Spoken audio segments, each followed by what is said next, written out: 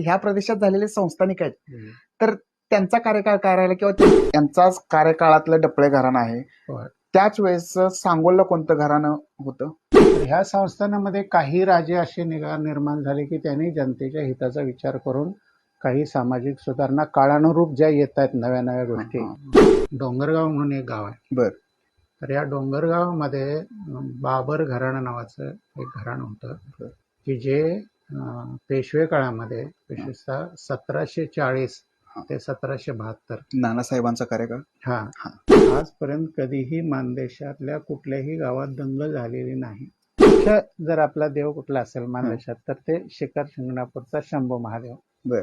हे खूप जुनं असं दैवत आहे. हो. आणि ते छत्रपती शिवाजी महाराजांचं कुलदैवत आहे. छत्रपती शिवाजी महाराज हे राजस्थानचं त्यांचं पूर्वज नाही. बर. तर इथं हे बळीप नावाचा जो राज